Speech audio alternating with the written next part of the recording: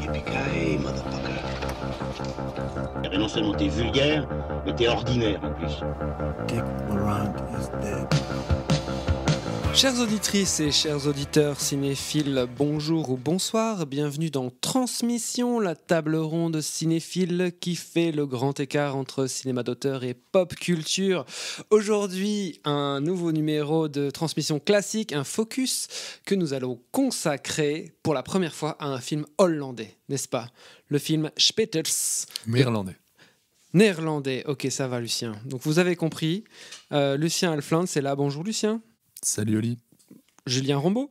Bonjour tout le monde. Manuel As. Salut Olivier. Et Olivier Grinard pour vous servir. Donc, je disais donc, nous parlerons aujourd'hui de Spetters, le film néerlandais de Paul Verhoeven, puisque comme nous sommes aussi une table ronde belge francophone, nous avons quand même quelques notions de néerlandais, donc on va essayer ce soir, messieurs, de prononcer les noms à la néerlandaise. Donc, Manu, qui a très peu de notions de néerlandais, aura du mal, mais voilà. D'où le choix de Spetters. Voilà. Yeah. Qui veut aussi dire éclat de boue. Tout à fait. Spetters, tu viens de le dire. Redis ça, Lucien, plus clairement. Spetters peut signifier en tout cas beau gosse ou éclat de boue. Ce qui en dit long sur le traitement du film déjà, avant même d'en parler. Et sur notre table ronde. Et sur notre table ronde aussi, bien sûr. Voilà, c'est un peu notre film emblème. Donc, c'est un film hollandais sorti en 1980 et qui vient de ressortir dans une copie restaurée par le High Film Museum Institute aux Pays-Bas, chez l'éditeur BQHL, donc le Blu-ray. La version présentée dure 2 heures et 2 minutes. Apparemment, la version intégrale non censurée, puisqu'on trouve des versions d'à peine 1h40. Donc ici, c'est vraiment la version full frontale, on va dire. Paul Verhoeven, on n'en a pas encore parlé. Si, je crois qu'on en a parlé une fois dans Transmission pour la sortie de Elle, mais donc c'est un réalisateur néerlandais né en 1938 à Amsterdam. À l'instar de John Boorman, un réalisateur de 5 ans son aîné, son enfance est très fortement marquée par la Seconde Guerre mondiale et les scènes de destruction. Après un passage en France où il tente d'intégrer l'IDEC, donc l'ancêtre de la FEMIS, il retourne aux Pays-Bas où il obtient des diplômes scientifiques en 1960 tout en commençant en parallèle à réaliser des courts-métrages. Alors il fait son service militaire dans la marine néerlandaise et rejoint le département audiovisuel où il tourne ses premiers documentaires. En 1969, il va commencer à travailler sur la série Floris pour la télé néerlandaise et va faire 2 rencontres primordiales, l'acteur Rutger Hauer et le scénariste Gerhard Soeteman. Les premiers longs métrages suivent, donc Business is Business en 1971 et surtout Turkish Delights en 1973 qui sera un énorme succès. C'est un peu les valseuses pour les Hollandais. Néerlandais. Bon, on va arrêter cette blague pour le reste de l'émission, s'il vous plaît, on a compris. En 1977, son 4e long métrage, Soldier of Orange, est son premier succès international, un film de guerre à gros budget inspiré des mémoires d'une figure de la résistance néerlandaise. En réaction à ce film, lui et son scénariste, donc Gerhard Soeteman, s'attaquent ensuite au scénario de Spetters qui s'intéresse à des jeunes issus des classes populaires à la fin des années 70 dans la banlieue de Rotterdam. Ce sera le premier film de Paul Verhoeven et Gerhard Soeteman qui n'est pas inspiré d'un matériel littéraire préexistant. C'est la légende, ou est-ce la légende ou est-ce la vérité? Le script était tellement sulfureux que c'est un faux script qui a été financé par les institutions publiques néerlandaises. Il est vicieux, le Hollandais violent.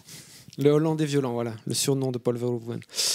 Le pitch, Rien, Eve et Hans sont 3 jeunes hommes unis par leur passion du motocross et leur admiration pour la star nationale du sport, Gerrit Wittkamp. On découvre leur rapport avec leurs parents, on découvre leurs loisirs, on découvre leur rapport avec les filles. Et un jour, Finche, une vendeuse de frites, s'installe dans leur ville avec son frère. Finche rêve de luxe et de s'extirper de sa condition. Et elle va tenter alors de séduire Rien, celui des 3 amis, semblant promis au plus bel avenir. On retrouve au casting 2 acteurs aux carrières internationales, Rutger Hauer, donc précité, et aussi Jeroen Krabbe, qui était aussi dans Le 4e homme du même Verhoeven. Et dans la jeune garde, Hans van Tongeren, René Soutendijk, Toon Achterberg, Maarten Spanier et Marianne Boyer. Malgré un accueil critique incendiaire, surtout dû aux scènes de sexe, notamment une fellation homosexuelle et aussi un viol homosexuel, le succès public sera au rendez-vous. Donc, messieurs, à vous maintenant de parler. Expliquez-moi en quoi Spetters est un film purement verhoevenien. Je prends la parole rapidement avant de faire tourner, mais ouais. C'est très probablement pas mon Paul Verhoeven préféré, mais il est assez fascinant, entre autres, justement pour ce que tu viens de dire, c'est que c'est un film qui est dans lequel il y a tout Verhoeven déjà. Il y a toutes les prémices, toutes les graines sont là. Espèce de détestation d'une classe bourgeoise, de la bien-pensance, cette fascination pour le sexe et la violence, mais surtout une fascination pour les personnages qui sont eux-mêmes fascinés par ces sujets-là. En tout cas, c'est le film qui serait l'équivalent de son Showgirl aux États-Unis. C'est vraiment le film qui va. Tu parlais de la réception du film, elle est quand même importante parce que justement, elle va cristalliser tout ce qu'on reproche à Verhoeven, souvent à mon sens à tort, tant tout ce qu'on va appliquer à son cinéma en le traitant. À la sortie de Spetters, le film a été qualifié d'homophobe, misogyne, eugéniste ou carrément anti-handicapé, ce qui est un contresens. Quand on lit les commentaires sur les films de Verhoeven, on apprend beaucoup plus sur le point de vue moral des gens qui rédigent les critiques que réellement sur ce qu'offre à voir Verhoeven. Et qu'on peut souvent déconstruire en plus uniquement à partir de la matière filmée que propose Verhoeven. Quand on montre les choses aussi brutalement, de manière aussi extrêmement réaliste et sans jamais éluder ou ellipser les choses, fatalement on met le spectateur face à quelque chose d'extrêmement percutant. Et genre, en général, les chocs, quels qu'ils soient, font ressortir des choses des personnes qui sont en face de ça. Et c'est là-dessus que je suis absolument d'accord avec toi. Et c'est en ça qu'il est justement infiniment verhoevenien déjà, parce qu'il y a toute cette ironie, cette acidité. Et en fait, je lisais qu'il était fan de tout le grotesque flamand et néerlandais, justement, et aussi de peintres comme Jérôme Bosch et Otto Dix, etc. Et en fait, ça se sent, je trouve, dans le grotesque qu'il utilise dans sa mise en scène.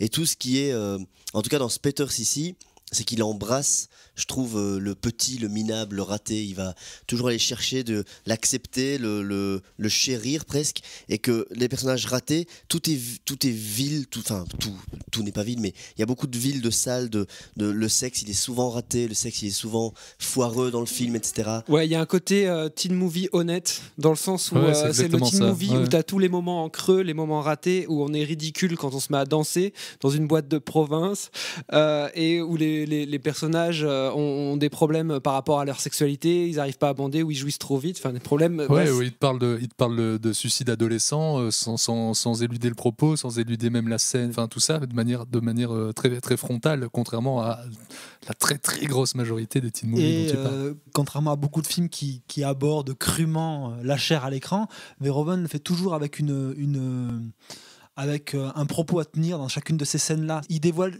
systématiquement un petit aspect d'un personnage, il creuse des aspects des personnages à travers ces scènes de sexe ou ces scènes de nu qu'on a à l'écran. Elles sont volontairement provocatrices dans la manière où en fait elles ne sont jamais filmées comme ça dans la plupart des films, mais elles racontent toujours quelque chose en creux sur les personnages.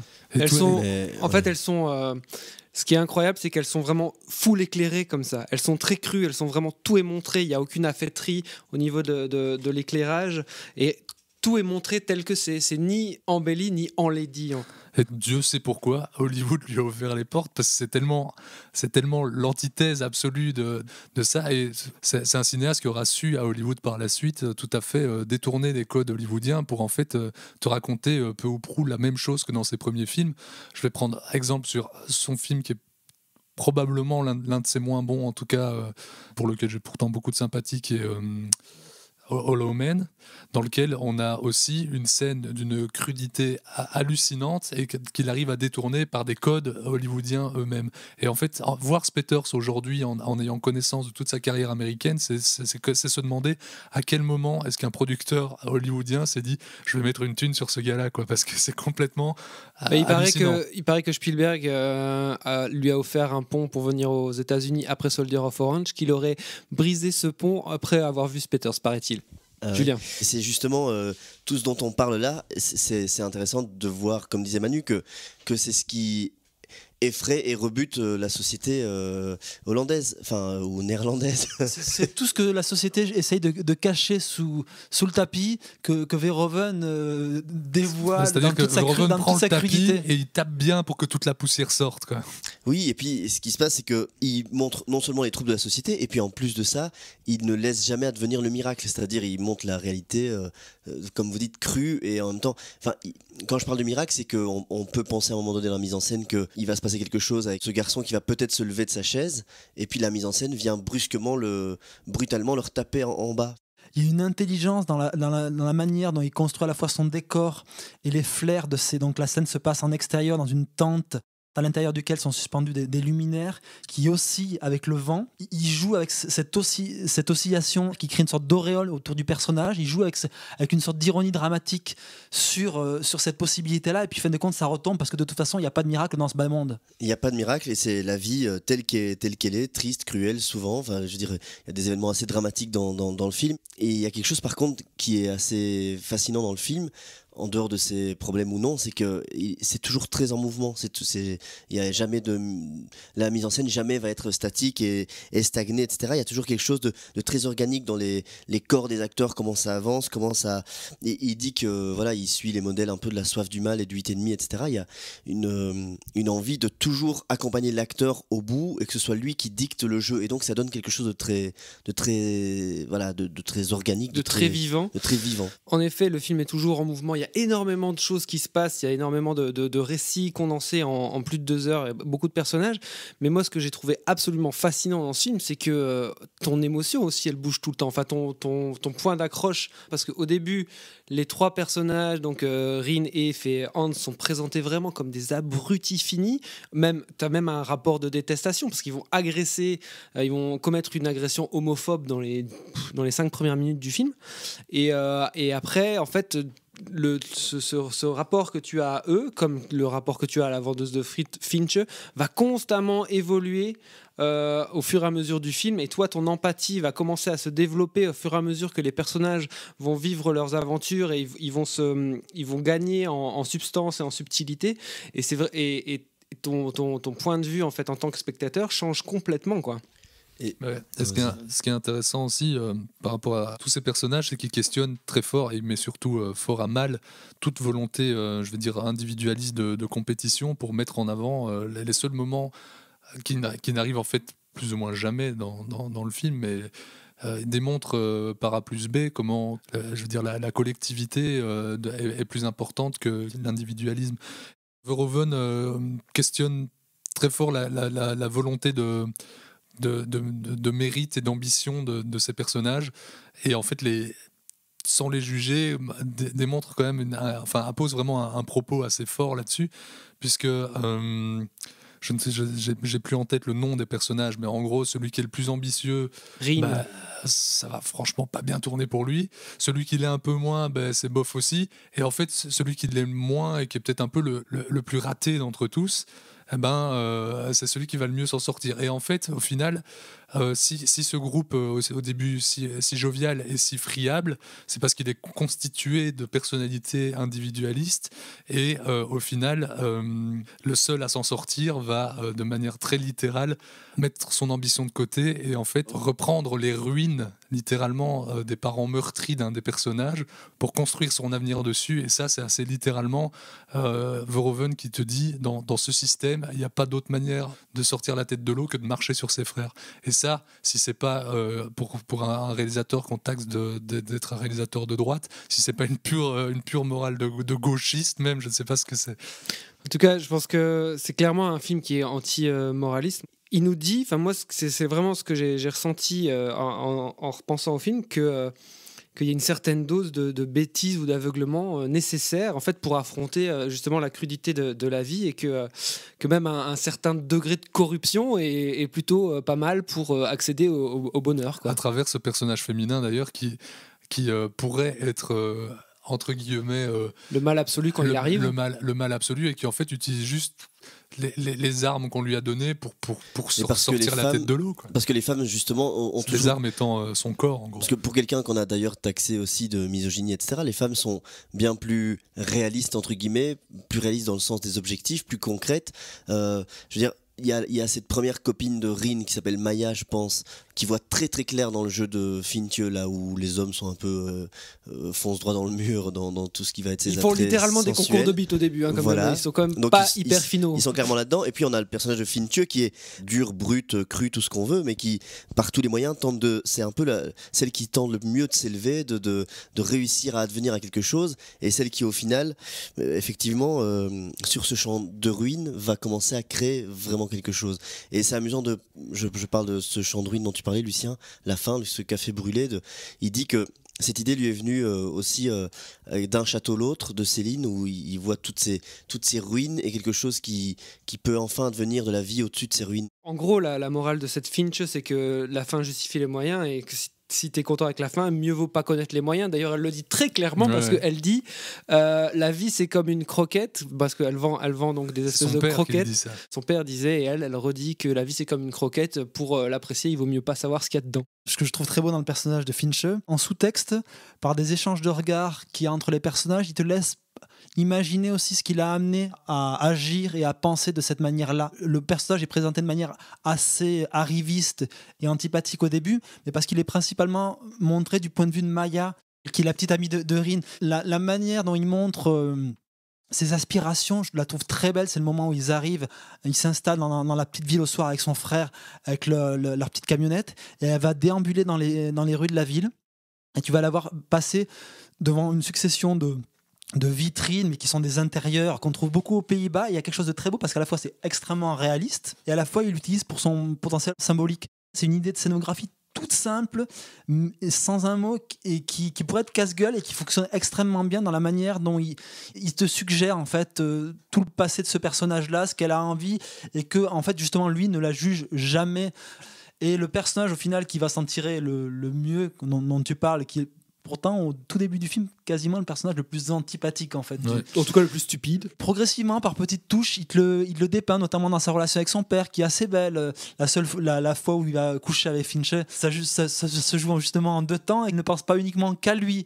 Il y a quand même un caractère altruiste du personnage. Ou sa relation aussi avec Rin, justement, c'est très beau. C'est à ce moment-là au moment où Rin revient de l'hôpital et donc il est en fauteuil roulant, le rapport que Hans a avec Rin, c'est là où tu commences aussi il commence à se construire émotionnellement et à avoir plus d'épaisseur. Et c'est vrai ce que tu disais par rapport à la scène où elle voit les manteaux de fourrure et puis après elle voit le petit intérieur avec la nana enceinte qui montre une espèce d'image d'Épinal où elle montre le truc qu'elle est en train de tricoter pour son bébé à venir.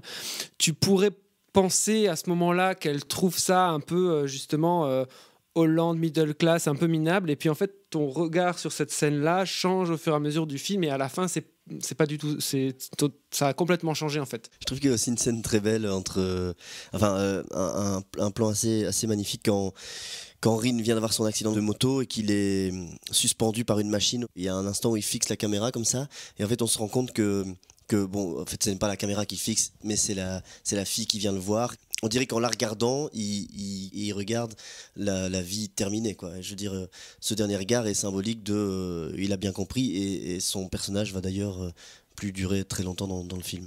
On parlait de la crudité du film, justement, à ce moment-là aussi. Finch vient voir Rin qui a eu son accident, et l'infirmière dit à Finch, si je me rappelle bien, elle lui dit j'espère que vous l'aimez vraiment, parce que sinon, si vous l'aimez pas assez, vous devez partir, parce que après la pitié, ce qui vient, c'est atroce. Et dans quel film tu vas avoir une réplique aussi dure, quoi, et aussi vraie, tu vois, c'est vraiment la cruauté. Enfin, pas la cruauté, mais vraiment l'humanité, la radicalité, sans phare, quoi. Dans le même ordre de choses, on a Fintieu qui dit à Hans « Reviens quand tu auras quelque chose à m'offrir ». En tout cas, moi, il y a quand même un point du film qui me chiffonne un peu, mais peut-être que, comme le dit Manu, c'est sans doute, en exposant ce problème, vous allez en apprendre un peu sur ma morale un peu sclérosée par une éducation judéo-chrétienne, mais il y a un personnage dans le film qui s'appelle Eve, et If agresse des homosexuels. Mais à un moment, il va se faire violer par plusieurs autres homosexuels. Et tout de suite après ce viol, il va admettre son homosexualité refoulée. Moi, je trouve que c'est quand même un peu... comment dire, ça me questionne. Je trouve ça un peu problématique. Je trouve que c'est quand même un raccourci un peu dur à avaler, quoi. Il y a peut-être un peu de ça. Après, tu raccourcis aussi la scène. Après cette fameuse scène de viol qui est extrêmement rude, enfin qui est assez ambivalente. En quoi elle est ambivalente? Elle est super Eve claire. va avoir un... Mais je trouve pas tellement, moi. Le personnage de Eve va avoir un dialogue avec l'un de ses violeurs. Je sais plus exactement comment il formule ça, mais il lui dit en gros, c'est parce que je tabasse des homos que vous avez jeté votre dévolu sur moi. Et le personnage lui répond ça de manière très simple. Non, on avait décidé que ce serait toi, c'est comme ça. Et je pense qu'à travers ça ne répond pas à ta question, mais je pense que c'est quand même en omettant ça, tu fais juste, toi, un enchaînement. Il attaque des homos, il est puni par ça. Et c'est quand même un peu plus complexe que ça. C'est plus complexe que ça, et d'autant plus qu'au niveau de sa sexualité, c'est le personnage le plus travaillé tout au long du film. C'est un personnage qui vit avec son père dans le déni complet. Donc à un moment, forcément, ça passe par un moment extrêmement cathartique au sein du récit. Et qui questionne vraiment le côté, enfin pour le coup, là, il y a vraiment un propos extrêmement rude et cynique de la part de Verhoeven. Enfin, il y a quelque chose de très radical là-dedans. Et puis le fait que le film, donc à quel âge maintenant ? 80, donc il a 39 ans. Le film a 39 ans et il reste extrêmement percutant dans sa manière justement de traiter de ce type de sujet, ou entre guillemets la manière dont il filme les corps et dont il filme ses scènes reste d'une profonde modernité. Sur cet aspect-là, le film, je trouve, a très peu perdu. Et après, je trouve ça intéressant parce que malgré tout, quand on le revoit à l'aune de sa période américaine, on peut pas s'empêcher de voir certaines images qui vont ressurgir dans sa filmo. Moi, le moment où Rin a son accident de moto, la manière dont il le saisit dans son élan de douleur où il est percuté, pour moi ça m'a vraiment renvoyé à l'image qui a traumatisé, je pense, une bonne partie de gamins de notre génération, qui est le moment de la séquence d'assassinat de Murphy dans Robocop. Tu sens qu'il travaille une imagerie qui revient de film en film.